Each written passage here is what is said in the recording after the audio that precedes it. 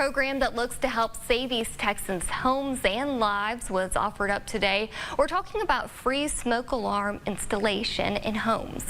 The American Red Cross and Carthage Fire Department held a free smoke alarm installation giveaway called Sound the Alarm.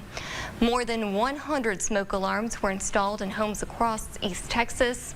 It's all part of Fire Prevention Awareness Month. Nationwide, we have about 7 people that perish every day from home fires. And so as Red Cross as an organization, what we want to do is we want to alleviate the possibility of someone perishing in a home fire. Carthage Fire Department will also install fire alarms for free in citizens' homes if they request it any time throughout the year.